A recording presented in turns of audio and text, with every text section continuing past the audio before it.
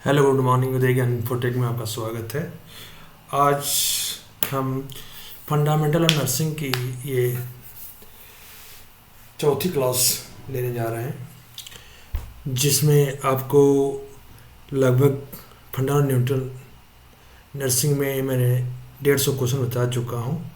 और आज हमारे हिसाब से क्वेश्चन 70 करीब क्वेश्चन और हैं जो फंडामेंटल नर्सिंग में पिछली कक्षाओं में एग्जाम में पूछे जा चुके हैं। और चूँकि ये आपके बीएससी नर्सिंग में भी क्वेश्चन जो पूछेंगे उसके हिसाब से भी है, और प्लस आपको एनएम के में आए हुए परीक्षाओं में ये आ चुका है। इसलिए हमारी एनएम बनस सिस्टर जो भी चीज़ें हैं वो पेपर अब अप्रैल तो जाएगा नहीं, आपका पेपर बेसिकली फरवरी में ही, शायद फरवरी के लास्ट तक आपका होने का पूरी संभावना है। इसलिए पेपर जो भी आप चीज़ें डाली जा रही है कृपया पूरी चीज़ पढ़िए। और बेसिक जिसको अगर थ्योरी का पूरा नॉलेज ना हो तो हमारी 38 से 40 टॉपिक के हिसाब से जो वीडियो बनी है उसको देखें, और उसके बाद उसके रिलेटेड 50 क्वेश्चन उसमें दिए गए हैं या 20 क्वेश्चन दिए गए हैं, 30 क्वेश्चन दिए गए हैं,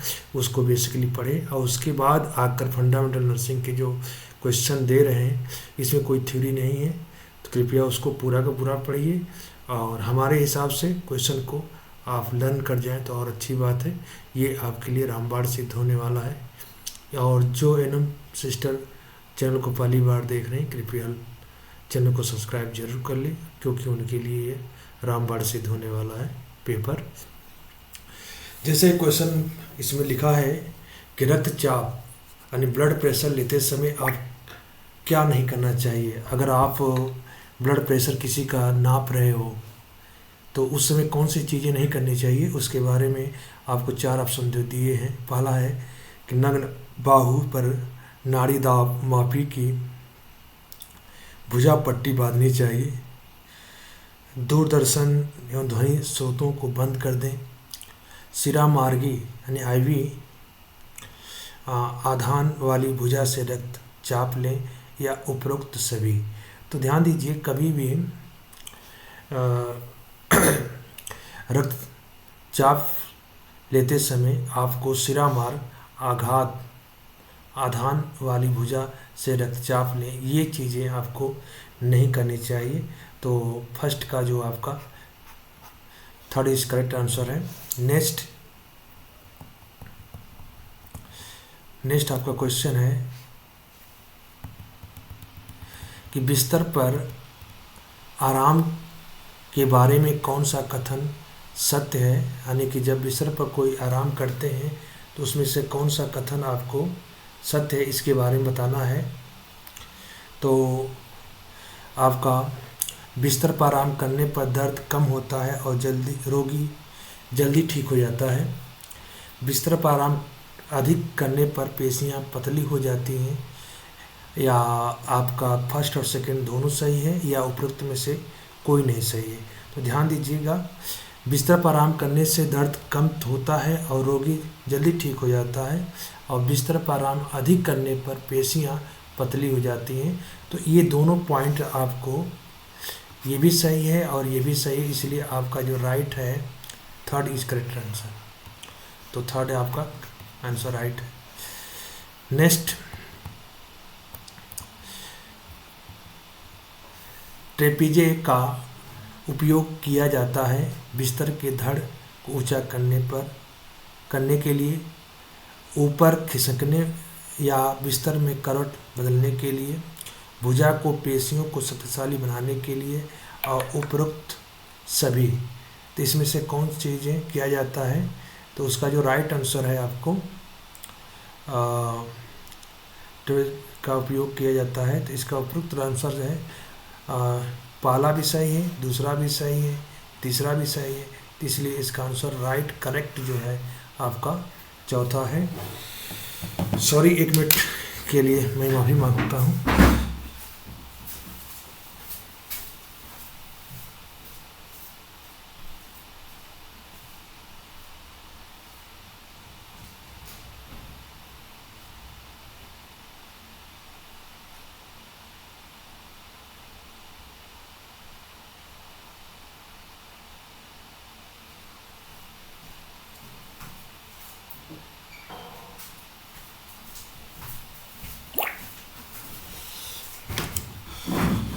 हाँ हेलो, सॉरी, थोड़ा सी प्रॉब्लम आ गई थी तो मैं सोचा कि इसको सही कर लूँ। हाँ, नेक्स्ट कैरी ऑन, चीज़ें आपकी होती रहेंगी। तो मैंने कहा कि ट्रिपेजिए का उपयोग किया जाता है, तो वो होता है आपका, ये तीनों पॉइंट आपके राइट हैं। नेक्स्ट, उष्मा बत्ती हीट लैम्प से सिकाई करते समय नहीं करना चाहिए। कौन सी चीज़ें जो हैं हीट लैम्प की इससे सिकाई करते समय नहीं करनी चाहिए? लैम्प को प्रयोग करने से पहले थोड़ा गर्म होने देना चाहिए। बिस्तर के कपड़ों से लैम्प को ढक देना चाहिए। बत्ती की शक्ति वाटेज को ज्ञात करना चाहिए और रोगी के बल्ब की दूरी नापनी चाहिए। तो फोर्थ 4 ऑप्शन है इसमें, चारों ऑप्शन में राइट कौन सा है तो ध्यान दीजिएगा। लैम्प का प्रयोग करते थोड़ा सा गर्म होना देना, इस बात सही है, लेकिन बिस्तर से कपड़ों को लैम्प से ढक देना ये गलत बात है।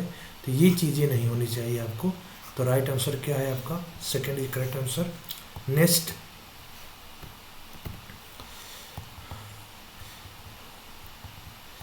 करेक्शन शल्यक्रिया ऑपरेशन से पहले रोगी के रोमों यानी हेयर्स को काटना चाहिए। रोम वृद्धि की दिशा के विपरीत हैं, विशिष्ट क्षेत्र के केंद्र की ओर हैं, सावधानीपूर्वक कहीं त्वचा पर चीरा, खरोच और दांत न लग जाए, उपरोक्त सभी। तो राइट इसका आंसर है आपका कि शल्यक्रिया से पहले रोगी के रोमों को काटना इसलिए जरूरी होता है कि सावधानीपूर्वक कहीं त्वचा का पर चीरा, खरोच या दांत न लग जाए, इसलिए उसको आपको शल्यक्रिया से पहले रोगी के रोमों को काटना चाहिए। नेक्स्ट क्वेश्चन आपका, कौन सा कथन असत्य है? इसमें से जो 4 पॉइंट दिए हैं, चारों पॉइंट को आप एक ही करके पढ़ोगे और ये फंडामेंटल बेसिक से क्वेश्चन है, यानी आपके थ्योरी अगर पढ़े होंगे तो आप इसको लगाने में बहुत आसानी मिलेगी। पहला क्वेश्चन कह रहा है कि विकलांग लोग दोबारा काम कभी नहीं कर सकते। दूसरा, विकलांग व्यक्ति के लिए नए कला कौशल की अवस्था होती है। विकलांगों के कार्य करने की क्षमता का मूल्यांकन करना पड़ता है या विकलांगों को कार्य ढूंढने में सहायता करनी पड़ती है। तो आपको इसमें से राइट कौन सा है? तो ध्यान दीजिएगा, विकलांग लोग दोबारा काम कभी नहीं कर सकते, ये गलत बात है। विकलांग इंसान है तो ऐसा थोड़ा है कि वो काम नहीं कर सकता।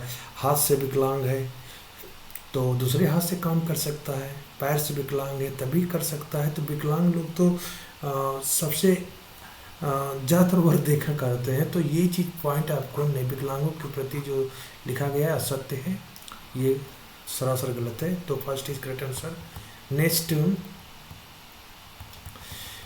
मरणासन रोगी की देखभाल करते समय उसे किस स्थिति में रखना चाहिए? पृष्ठीय आरामदायक स्थिति में, पार्श्विक स्थिति में, अधोमुखी स्थिति में या सिम्स स्थिति में? तो उसका जो राइट आंसर है कि किसी मरणासन रोगी की देखभाल करते समय उसकी जो स्थिति होती है डोर्सल रिक्यूबेंट पोजीशन होता है, यानी कि पृष्ठीय आरामदायक स्थिति होती है, यानी फर्स्ट इज करेक्ट आंसर इसका है। नेक्स्ट, शरीर के मूत्र यानी यूरिन बाहर निकलता है, योनि से हो करके, गुदा से हो करके, मूत्रनाल से हो करके या मूत्राशय से हो करके। तो यूरिन जब भी बाहर निकलता है तो किस पार्ट से होकर निकलता है? तो उसका आंसर है यूथ्रेरा से होकर, अर्थात कि इसका जो आंसर है मूत्रनाल से होकर के यूरिन बाहर निकलता है। तो थर्ड इज करेक्ट आंसर इसका है।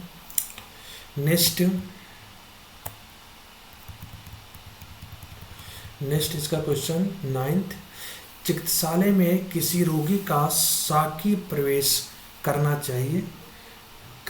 कहलाता है। साकी प्रवेश यानी ऑफिशियल एंट्री जो है किसी रोगी का क्या करना, भर्ती होना बोलते हैं या स्थानांतरण होता है, या रवांगनी होता है, डिस्चार्ज, या आपातकालीन इमरजेंसी होती है। यानी चिकित्सालय में किसी रोगी का अगर साकी प्रवेश यानी ऑफिशियल एंट्री है तो उसको क्या बोलते हैं?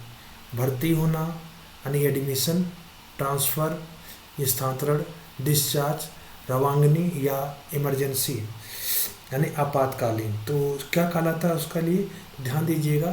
किसी भी साकी प्रवेश होता है, ऑफिशियल एंट्री होती है, तो उसको हमेशा जो शब्द में मेडिकल की साइंस में उसको भर्ती होना होता है यानी एडमिशन करना होता है।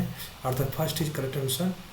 नेक्स्ट आपका स्थानीय ठंडे सेक, लोकल कोल्ड एप्लीकेशन को प्रयोग में लाया जाता है रक्तवाहिनियों को फैलाने हेतु, संक्रमण रोकने हेतु, दर्द कम करने, सूजन रोकने और रक्त परिसंचरण को कम करने हेतु, या उपरोक्त सभी।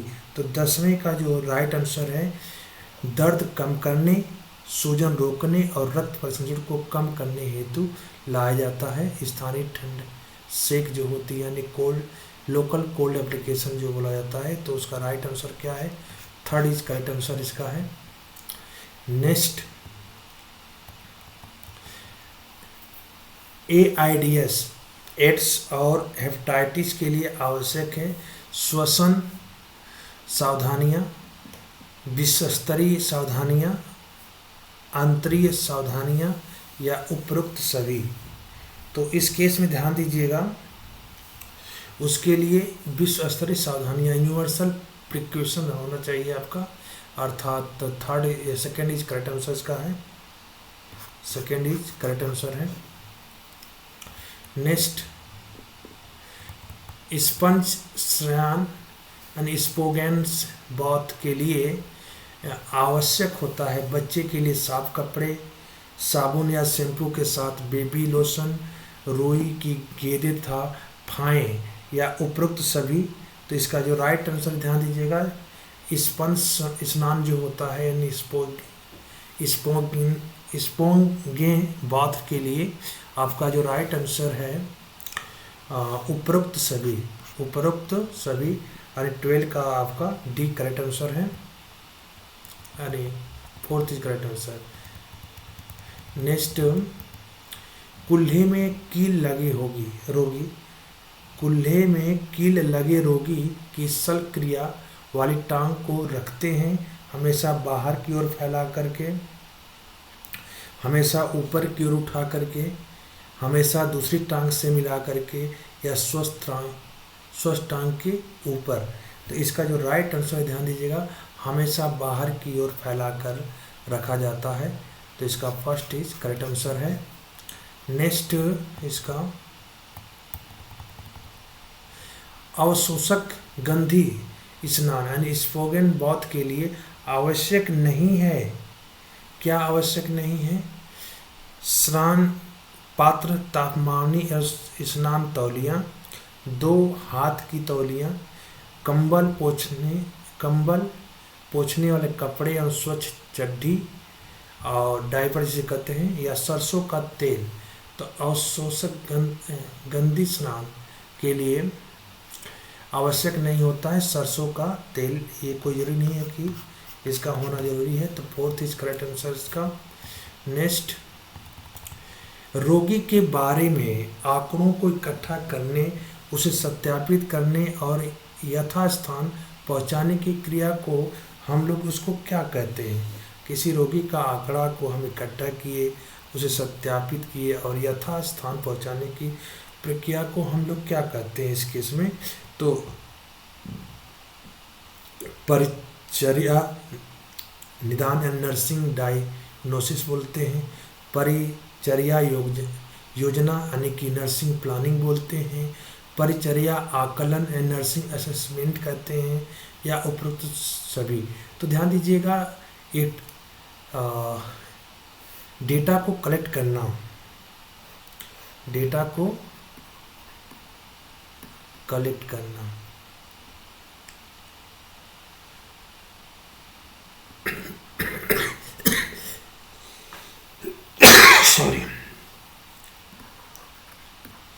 कलेक्ट करना, वेरीफाई करना और उसको डेस्टिनेशन तक रीच करना, सेंड करना डेस्टिनेशन तक। इस सब की प्रक्रिया जो होती है नर्सिंग असेसमेंट कहलाता है। अर्थात थर्ड इज करेक्ट आंसर इसका है। थर्ड इज करेक्ट आंसर 15 का थर्ड इज करेक्ट आंसर है। नेक्स्ट आपका क्वेश्चन है, ज्वर रोगी की परिचर्या देखभाल करते समय नहीं करना चाहिए। रोगी के चारों ओर परिचितों की भीड़ होनी चाहिए, यानी रिलेटिव का भीड़ होना चाहिए। पंखों को चलाना चाहिए, रोगी के कपड़े ढीले रखना चाहिए, रोगी के कपड़े की खिड़कियां खोलना चाहिए, रोगी के कमरे की खिड़कियां खोलना चाहिए। तो ये चीज़ तो नॉर्मली लोग करते ही करते हैं कि उसको कोई दिक्कत ना हो, तो ये भी आपका राइट है, ये भी राइट है। पंखों को चलाना भी है, लेकिन नहीं करना चाहिए। रोगी के चारों परिचरों की भीड़ नहीं लगानी चाहिए, अर्थात फर्स्ट इज आपका करेक्ट आंसर है। नेक्स्ट, निम्न में से औषधि उपभोग को सुरक्षित बनाने संबंधी अनिवार्य तथ्य क्या होते हैं आपके? कौन कौन से अनिवार्य तत्व हैं?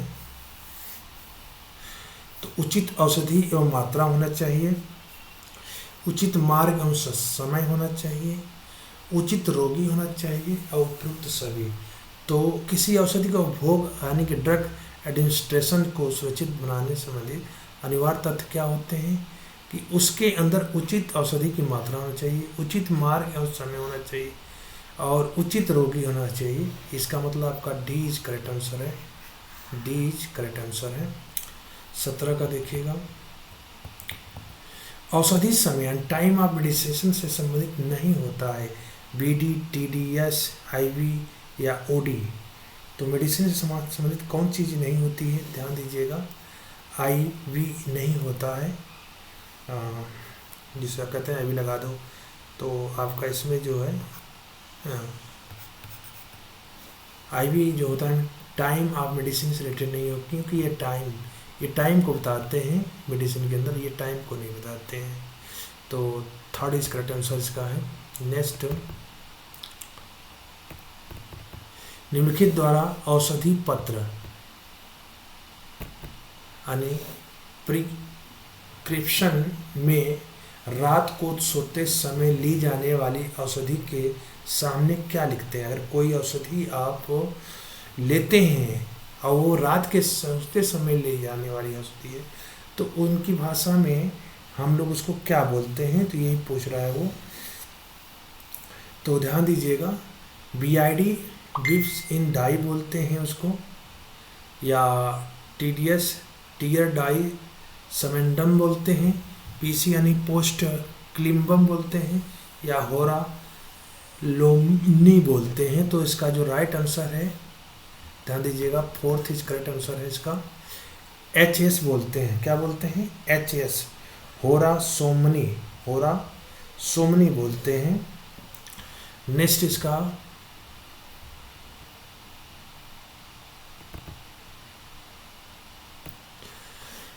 अवशोषक गंधी स्नान के लिए आवश्यक नहीं है। तो ध्यान दीजिएगा, स्नान पात्र, तापमापी और स्नान तौलियाँ, 2 हाथ की तौलियाँ, कंबल बदलने का या सरसों का तेल।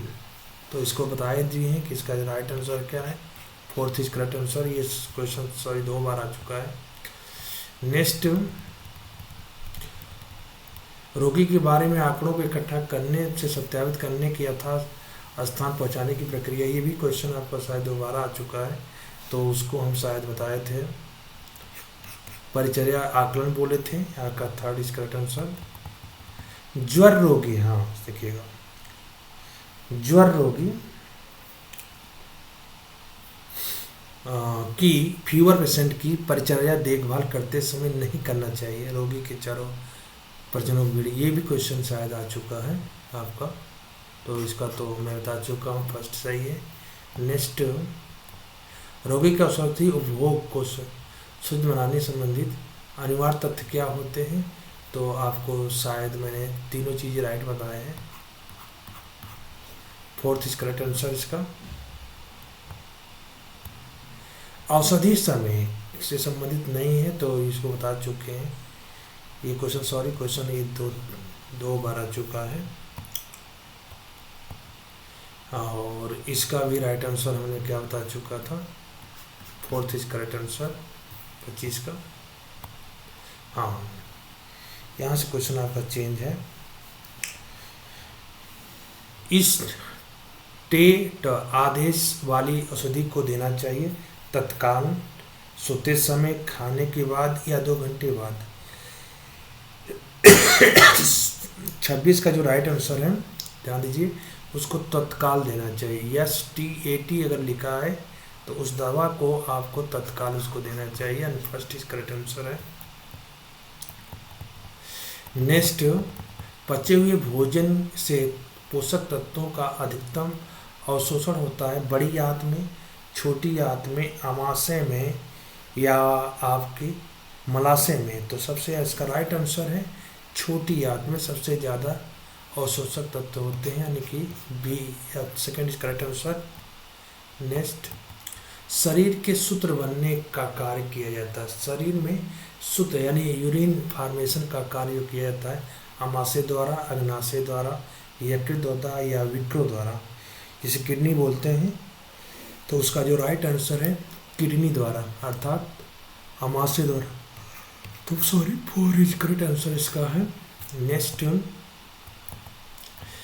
रोगी की चिकित्सालय के किसी एक विभाग से उसे दूसरे विभाग में भेजने की प्रक्रिया को कहलाती है प्रवास्य, आवासय, स्थानांतरण या डिपार्चर। रोगी की सेवा से किसी एक विभाग से दूसरे विभाग में जब उसको भेजते हैं तो उसको हम बेसिकली क्या बोलते हैं, स्थानांतरण बोलते हैं, यानी ट्रांसफ़र।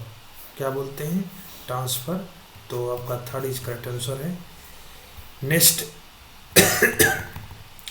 परिचर्या सहायक नर्सिंग असिस्टेंट के किसी रोगी की शारीरिक परीक्षा में क्या भूमिका निभाता है? ऊंचाई, भार और जैव चिन्हों का मापन कराना, आँखों एवं कानों की परीक्षा कराना, मुंह, दांत और गले का निरीक्षण करना, मूलाधार और मलाशय की जांच करना। तो 30 का जो राइट आंसर है उसका जो राइट आंसर है ऊंचाई, भार और जैव चिन्हों का मापन करना। तो आपका जो फर्स्ट इज करेक्ट आंसर है। नेक्स्ट, शल्योत्परांत रोगी की अवस्था को बदलते रहना चाहिए प्रत्येक 8 घंटे बाद। पोस्ट ऑपरेटिव रोगी की अवस्था को बदलते रहना चाहिए 8 घंटे बाद, प्रत्येक 2 घंटे बाद, प्रत्येक 3 घंटे बाद या प्रत्येक 4 घंटे बाद। तो इसका जो राइट आंसर है प्रत्येक 2 घंटे बाद इसको बदलना चाहिए। आपका 2 इज करेक्ट आंसर है। नेक्स्ट, रोगी का चिकित्सालय से साकी प्रस्थान ऑफिशियल डिपार्चर कहलाता है स्थानांतरण, छुट्टी पाना या प्रवेश या इनमें से कोई नहीं। तो ध्यान दीजिएगा, उस केस को हम क्या बोलते हैं, डिस्चार्ज बोलते हैं। ऑफिशियल अगर डिपार्चर होता है तो उसको डिस्चार्ज बोला जाता है। छुट्टी पाना यानी कि स्थानांतरण नहीं होता, गलत है। जब न्यू होता है आना तो उसको एडमिशन बोलते हैं। जब एक संस्था से दूसरी संस्था में भेजा जाता है उसको ट्रांसफ़र बोलते हैं। और ये शासकीय प्रस्थान ऑफिशियल डिपार्चर जो होता है उसको हम छुट्टी पाना बोलते हैं, यानी कि बीच करेक्ट में डिस्चार्ज बोलते हैं। नेक्स्ट,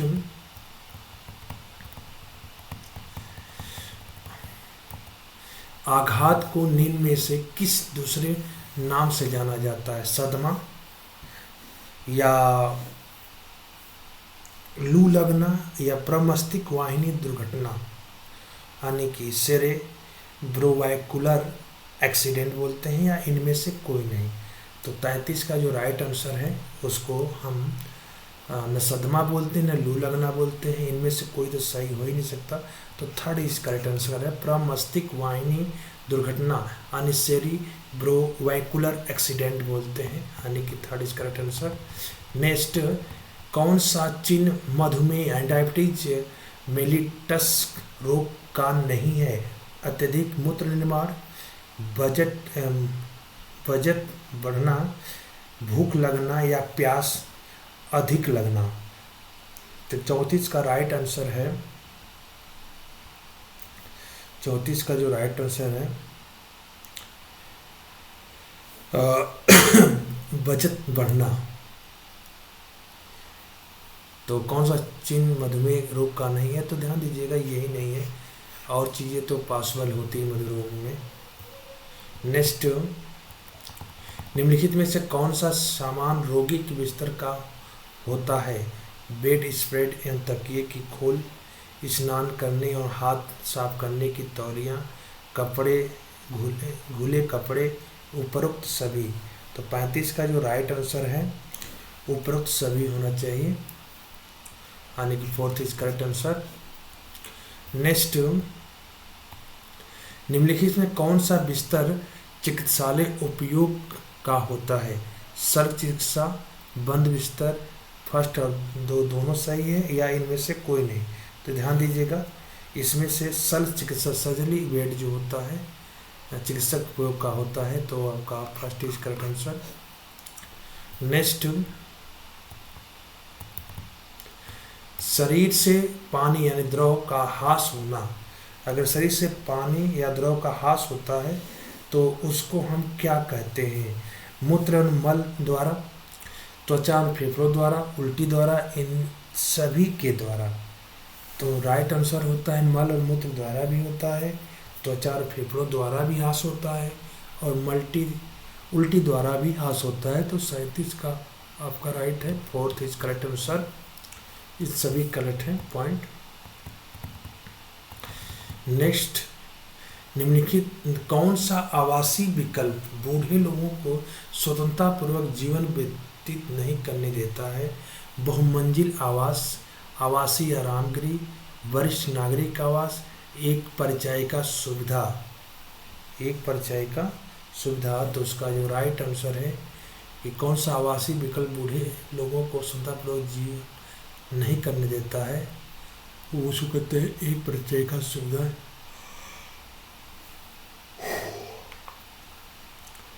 वो हमेशा आपके आसपास रहेगी, तो स्वतंत्र पूर्वक तो हो ही नहीं सकते। Fourth is correct answer. Next, निम्नलिखित में से किसे तरल भोजनों की श्रेणी में नहीं रखते हैं?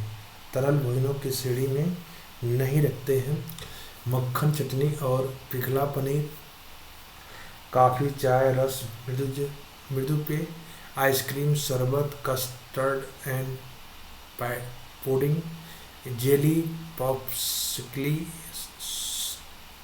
Soup, creamed, cereal. तो इनमें से तरल भोजन की श्रेणी में नहीं रखते हैं, तो ध्यान दीजिएगा इसको फर्स्ट को नहीं रखते हैं तरल भोजन की। कौन सा कथन असत्य है? तापमापी नाड़ी श्वसन रफ्तार जीवन के चिन्ह है। जैविक चिन्ह शरीर के कार्यों को को स्पष्ट करता है। जैविक चिन्ह व्यक्ति के रोगी होने पर ही मिलते हैं। नींद, आयाम, व्यायाम, औषधि, भावनाएं और सुख जैविक चिन्हों को प्रभावित करते हैं। तो कौन सा कथन सही है इसका? तो ध्यान दीजिएगा इसका जो राइट आंसर है तापमान, नाड़ी श्वसन रक्तचाप जीवन के चिन्ह है, तो सही बात है। जैविक चिन्ह शरीर के कार्यों परिवर्तन को स्पष्ट करते हैं। सही जैविक व्यक्ति के रोगी होने पर ही बदलते हैं। नींद, आराम चिन्हों को प्रभावित करते हैं, तो इसका जो राइट आंसर है असत्य कि third is correct answer. Third is इसका करेक्ट आंसर है। नेक्स्ट आपका शरीर में ऑक्सीजन और कार्बन डाइऑक्साइड का आदान प्रदान था ऊतकों द्वारा, श्वास नली द्वारा, बाह्य कोष्ठों द्वारा, अर्थात फर्स्ट और थर्ड इस दोनों सही है।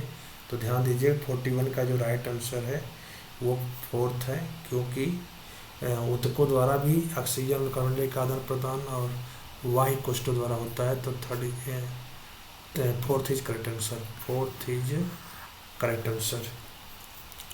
नेक्स्ट, पाचन की प्रक्रिया का प्रारंभ होता है मुंह से, ग्रास नली से, अमाशय से या छोटी आंत से। तो पाचन की जो प्रक्रिया कहाँ से स्टार्ट हो जाती है? तो उसका जो राइट आंसर है मुंह से। पाचन प्रक्रिया हमेशा स्टार्ट कहाँ से की जाती है? मुंह से की जाती है। तो first is correct answer. Next, गति सीमा यानी रेंज ऑफ द मोशन व्यायामों को सुरक्षित रखने ढंग से करने के लिए नहीं करना चाहिए। तो उसका जो राइट आंसर है, संधि को बलपूर्वक पूरी गति सीमा तक ले जाना, व्यायाम वाले उपांग को सहारा प्रदान करें, संधि को धीमा आरामपूर्वक सहजता से चलाएं, परिचायिका द्वारा बताए गए संधि का भी व्यायाम करें। तो फर्स्ट इज राइट आंसर है आपका, जो सही ढंग से नहीं करने का चाहिए। तो आपको first is correct answer. Next, tissues में ऑक्सीजन की कमी हो सकती है, कमी को टिश्यूज में ऑक्सीजन की अगर कमी है तो उसको क्या है? एनॉक्सीमिया, हाइपोक्सिया, हाइपेक्सिमिया या ओनक्सिया। तो क्या बोलते हैं इस रोग को? उस रोग को क्या बोलते हैं? टिश्यूज में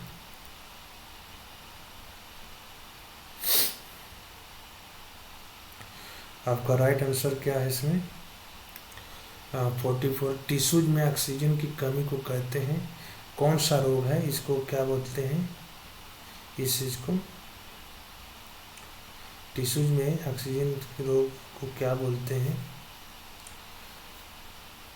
एनेक्सिया, हाइपोक्सिया, हाइपोमिया या हाइपोमिया या ओनेक्सिया। तो उसमें क्या कहते हैं?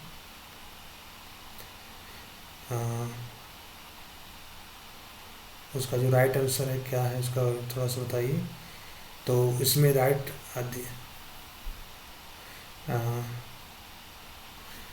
ओनेक्सिया, इसका जो राइट आंसर है आप बताने कुछ थोड़ा कृपा करें। आप लोग अगर पढ़े हैं थ्योरी तो उसमें ज़रूर आप बता सकते हैं इसको। इसका राइट आंसर क्या हो सकता है?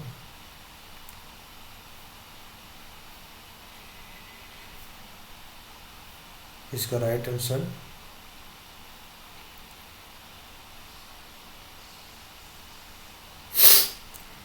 नक्सिया,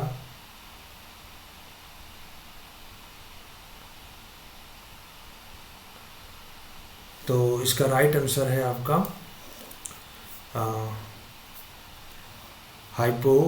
हाइपोक्सिया। हाइपोक्सिया कहते हैं इसको, क्या बोलते हैं? हाइपोक्सिया कहते हैं। नेक्स्ट क्वेश्चन आपका, नेक्स्ट क्वेश्चन, बिस्तर पर स्नान करते समय कौन सा बिंदु ध्यान में रखना चाहिए? अगर बिस्तर पर स्नान करते हैं तो कौन सा बिंदु आपको ध्यान देना चाहिए? बिस्तर पर स्नान करते समय कौन सा बिंदु आपको ध्यान देना चाहिए, इसके बारे में बताइए। स्नान का उद्देश्य, रोगी का प्रकार, आवश्यक सामग्री या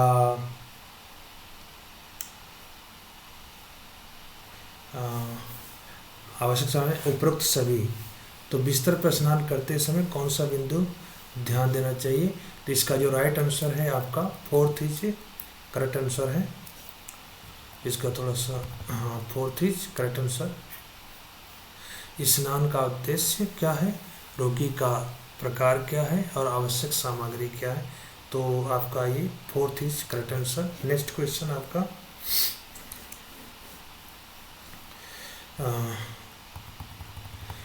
निम्न में से कौन सा अभिलेख नहीं है? निम्न में से कौन सा अभिलेख नहीं है? कौन सा अभिलेख नहीं है?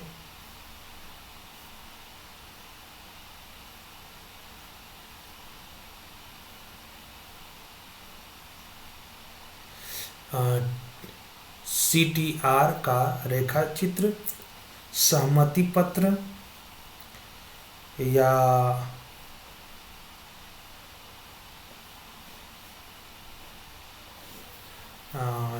औषधि बिल आपका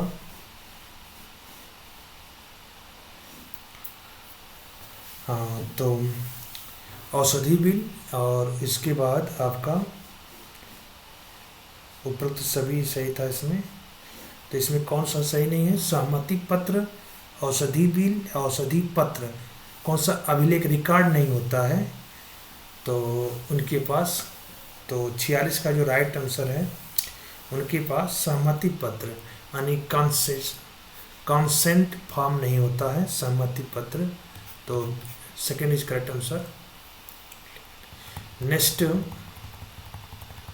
भोजन का निगलना सुगम बना दिया जाता है लार के द्वारा, पित्त या रस के द्वारा, आमाशयी रस के द्वारा, या आंतरिक रस के द्वारा। तो भोजन का निगलना सुगम किसके द्वारा बनता है? तो ध्यान दीजिएगा, हमेशा जो है लार के द्वारा बनता है, यानी कि स्लाइवा बोलते हैं, स्लाइवा के द्वारा बनाया जाता है। 48 का निम्न से कौन सी क्रिया आकुंचन यानी फ्लेक्सियन की होती है? शरीर के भागों को सीधा करना, शरीर के भागों को ऐंठना, हाथों को शरीर से दूर ले जाना, या शरीर के भाग को मोड़ना। तो इसमें से क्रिया कौन सा आकुंचन कहलाती है, इसके बारे में पूछ रहा है। तो ध्यान दीजिएगा, शरीर के भाग को मोड़ना आकुंचन कहलाता है, तो इसका 4th is correct answer. Next, ये जितने भी क्वेश्चन आपके हैं बहुत मोस्ट इम्पॉर्टेंट हैं, इसलिए पेपर को एक बार वीडियो को जरूर प्रॉपर देखिए। कौन सी सामग्री रोगी के बिस्तर की नहीं होती है? चटाई, गद्दी, नीचे की चादर, प्लास्टिक की निकालने योग्य चादर, या रुई का बंडल। तो 49 का जो राइट आंसर है, 49 का राइट आंसर है रुई का बंडल। कौन सा रोगी की बिस्तर की नहीं होती है? रुई का बंडल, रुई का bundle, 4th is correct answer इसका। नेक्स्ट, बंद बिस्तर खुले बिस्तर में बदल जाता है जब उसके सबसे ऊपर वस्त्रों को पुनः मोड़ दिया जाए, रोगी बिस्तर पर न हो, बिस्तर स्टोर में रखा हो, या बिस्तर पर रोगी का परिचय सो रहा हो। तो बंद बिस्तर खुले बिस्तर में बदल लिए जाते हैं। तो उसका जो राइट आंसर है, उसके ऊपर ऊपरी वस्त्रों को पुनः मोड़ दिया जाए। तो जब बिस्तर बंद बिस्तर खुले बिस्तर में बदल दिए जाते हैं जब उसके ऊपर उसके सबसे ऊपरी वस्त्रों को पुनः मोड़ दिया जाता है, यानी टॉप लैंड्स किया जाता है, यानी कि first is correct answer. Next, पीठ की मालिश करने के लिए क्या असत्य है? मालिश 4 से 5 मिनटों के इसमें समाप्त होनी चाहिए। तेल को लगाने से पहले उसे गर्म कर लेना चाहिए। दोनों हाथ हमेशा त्वचा के संपर्क में रखने चाहिए, या करवट से लेटने की अवस्था सबसे अच्छी होती है। तो 51 का जो राइट आंसर है, करवट लेटने से की अवस्था सबसे अच्छी मानी जाती है। तो इसका राइट आंसर क्या है? 4th is correct answer. Next question आपका, रोगी को चलने फिरने की अनुमति से संबंधित कौन सा कथन असत्य है? बिस्तर से उठने के बाद रोगी को खिसकने की अनुमति दी जाती है। रोगी को दुर्बल और खड़े होने के असमर्थ होने पर ट्रांसफर बेल्ट प्रयोग की जाती है। चलने में सहायक सामग्री की स्थायी या अस्थायी तौर पर आवश्यकता पड़ सकती है। बैसाखी, बेत, छड़ी, खटोला आदि चलने में सहायता की सामग्री हैं। तो इसमें जो राइट आंसर इसका है, बिस्तर से उठने के बाद रोगी को खिसकने की अनुमति दी जाती है, यानी कि गलत बात है। ये चीज़ नहीं होना चाहिए। तो फर्स्ट इज करेक्ट आंसर इसका है। नेक्स्ट, कंकाल पेशियां होती हैं अरेखित, अनैच्छिक, ऐच्छिक या हृदयक। तो ध्यान दीजिएगा, कंकाल रेशे पेशियां जो होती हैं ऐच्छिक होती हैं, ऐच्छिक यानी वॉल्यूंटरी हो लेते हैं। तो थर्ड इज करेक्ट आंसर इसका है। नेक्स्ट, अंतःस्रावी ग्रंथि से निकलने वाला पदार्थ कहलाता है किण्वन, हार्मोन्स, रंजक या लवण। तो ध्यान दीजिएगा, अंतःस्रावी ग्रंथि से निकलने वाला जो पदार्थ होता है उसको हम लोग बेसिकली हार्मोन्स कहते हैं। क्या कहते हैं? हार्मोन्स कहते हैं। नेक्स्ट, व्यक्ति के जीवन के मध्य वयस्कावस्था, मिडिल एडल्टहुड जो बोलते हैं, का वो समय है, उसके बच्चे बड़े होकर घर को छोड़ देते हैं, परिवार का बनना आरंभ होता है, लोग मृत्यु की तैयार करते हैं, इनमें से कोई नहीं। तो राइट ध्यान दीजिएगा, उसके बच्चे बड़े होकर घर को छोड़ देते हैं। तो फर्स्ट इज करेक्ट आंसर इसका है। नेक्स्ट, सॉरी, निरोग निस्सार नली यानी कंडोम कैथेटर की पुरुष में लग पर पट्टी लगानी पड़ती है, लिंग के चारी ओर, पूरी तरह, उदर के ऊपर, दोनों या चक्रीय क्रम में। तो राइट इसका आंसर है आपका चक्रीय क्रम में। निरोध निस्सार नली यानी कंडोम कैथेटर। तो इसका जो राइट आंसर है आपका फोर्थ इज करेक्ट आंसर इसका है। चक्रीय और चारों तरफ यूज की जाती है। निम्न में से कौन सा कथन सत्य है?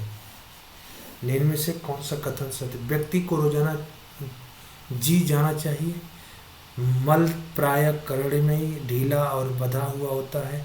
आंतों से मल के तेजी से निकलने से दस्त हो जाते हैं। बड़ी आंत से माल के धीमी गति से निकलने पर कब्ज हो जाता है। तो ध्यान दीजिएगा, व्यक्ति को रोजाना जग जाना चाहिए यानी कि जी जाना चाहिए, जो पूछ रहा है आपको। फर्स्ट इज करेक्ट आंसर इसका है। वायु मार्ग रुकने पर रोगी प्रायः बोलने, खांसने और श्वसन आदि क्रियाएं कर सकता है। अपने गले को पकड़ता है, शांत हो जाता है, उसे दौरे पड़ने लगते हैं। तो वायु मार्ग जब भी आपका रुक जाएगा तो उसके लिए क्या होता है, आदमी वो अपने गले को पकड़ता है।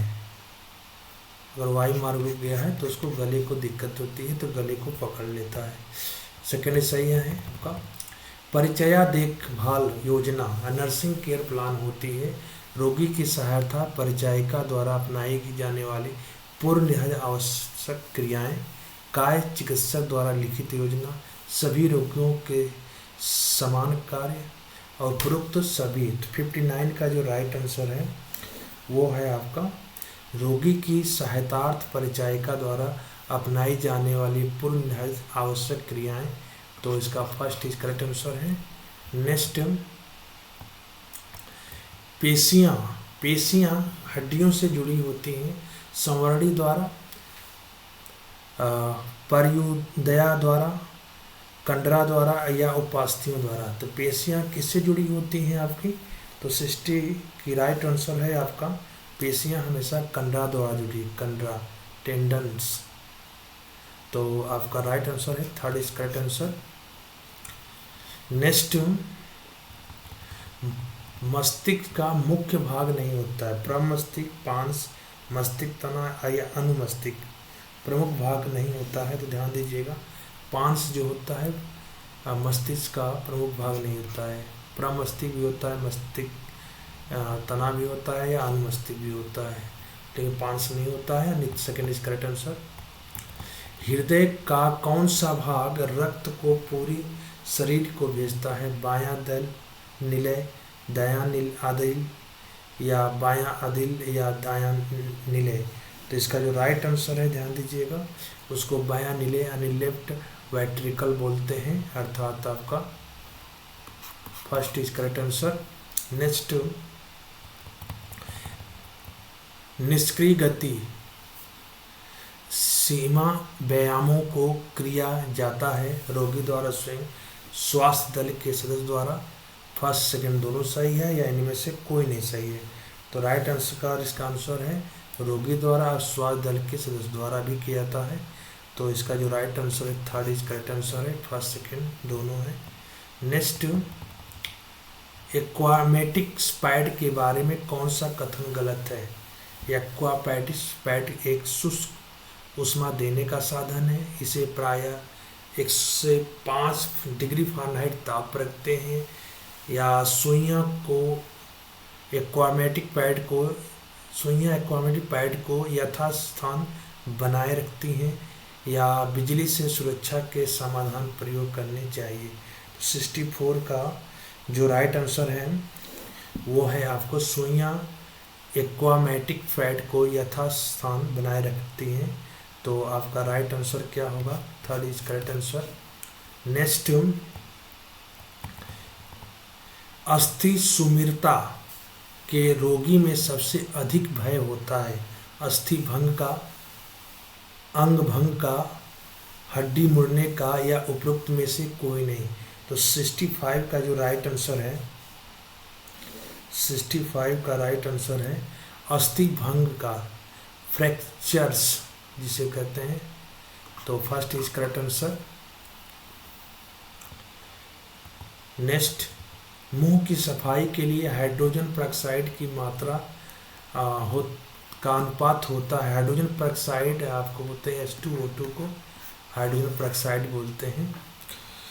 तो कह रहा है कि मुंह की अगर सफाई के लिए हाइड्रोजन पेरोक्साइड की मात्रा का अनुपात होता है 1:6, 1:10, 1:8 या 1:4।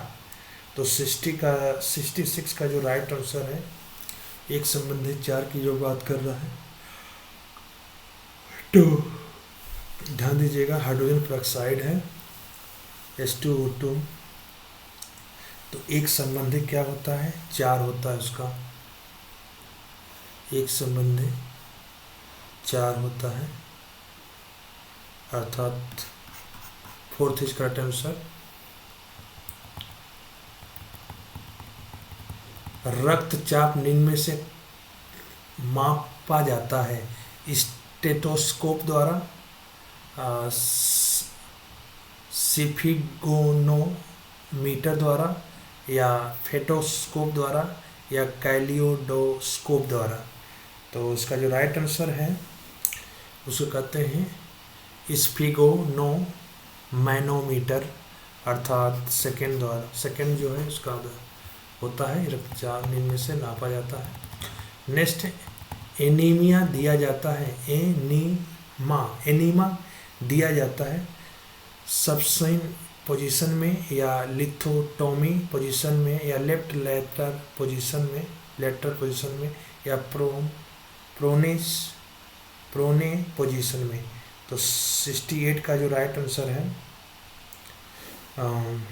थर्ड लेफ्ट लेटरल पोजीशन में, यानी कि third is correct answer. Next, जी मिचलाने एवं उल्टी को रोकने की दवा होती है एनाल्जेसिया, एंटी एक्सफ्लेमेटरी, या एंटीपायरेटिक्स, या एंटीमेटिक।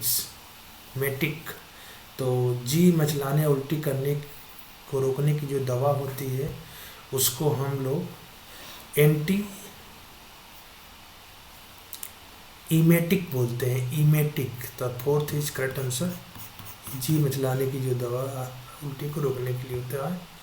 नेक्स्ट, निम्न के मरीज में शिकाई निषेध होता है एक्यूट अपेंडिसिटीज, या हाइपोथेर्मिया, या मस्कुलर पेन, या all the above.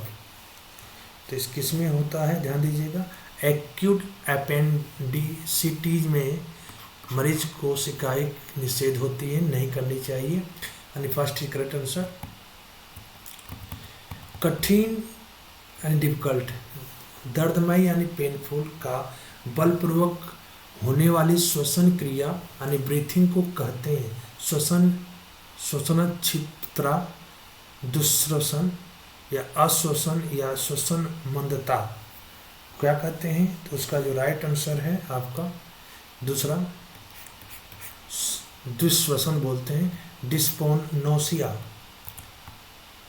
Second is correct answer. एक टांग वाली छड़ी को प्रयोग किया जाता है कुल्हे तक, शक्तिशाली पक्ष की ओर, निर्बल पक्ष की ओर या दोनों तरफ। तो एक टांग वाली लड़ी जो होती है वो हमेशा ध्यान दीजिएगा शक्तिशाली पक्ष की ओर प्रयोग किया जाता है, यानी कि सेकेंड इज राइट आंसर। कर्णदर्शी ऑक्टोस्कोप का प्रयोग किया जाता है नेत्र परीक्षण के लिए, गुद परीक्षण के लिए, कण परीक्षण के लिए या नासा परीक्षण के लिए। तो कर्णदर्शी ऑक्टोस्कोप का प्रयोग जो होता है बेसिकली हम लोग कण परीक्षण के लिए करते हैं, ईयर एग्जामिनेशन के लिए करते हैं। तो थर्ड इज करेक्ट आंसर। पुनर्वास की प्रक्रिया में जोर दिया जाता है रोगी की आर्थिक स्थिति पर, व्यक्ति की सामाजिक प्रतिष्ठा पर, व्यक्ति के परिवार पर या व्यक्तियों की योग्यताओं पर। तो पुनर्वास की प्रक्रिया में जोर किस पर ज़्यादातर दिया जाता है? तो ध्यान दीजिएगा जोर हमेशा व्यक्ति की योग्यताओं पर जोर दिया जाता है, अर्थात फोर्थ इज करेक्ट आंसर। और इस तरह से आपके टोटली जो हमारे क्वेश्चन थे 74 क्वेश्चन मैंने बताया था कि 70 या 70 से करीब ही आपके क्वेश्चन या 74 दिया है। तो टोटली क्वेश्चन यहाँ पर ख़त्म हुआ। मैं दोबारा एनएम भानु सिस्टर से कहना चाहता हूँ कि आप तैयारी हमेशा करते रहिए और जितना जहाँ से भी कंटेंट मिले उसे पढ़ते रहिए, क्योंकि पेपर नज़दीक आ रहा है। जितने क्वेश्चन आपके सामने अधिक से अधिक पढ़े रहेंगे उतना ही आपका रिकॉलिंग प्रोसीजर बहुत तेज रहेगा। इसलिए टाइम से जब भी मिले वीडियो आपको प्रॉपर, अगर उदय ज्ञान इंफॉर्मेशन टेक्नोलॉजी को पसंद करती हैं तो एक बार वीडियो को लाइक ज़रूर कर लिया करिए। और कल दोबारा हम वीडियो लेकर आएंगे। और मैंने बताया था कि पेपर होने से पहले आपको 10 दिन पहले ही आपको मैं 100 का जो पेपर हो चुके हैं उनको और प्लस कुछ नए पेपर आपको 100 क्वेश्चन दूंगा। इसलिए आप अब तक जो भी है तैयारी आप उसको करते रहिए। धन्यवाद। Good nights.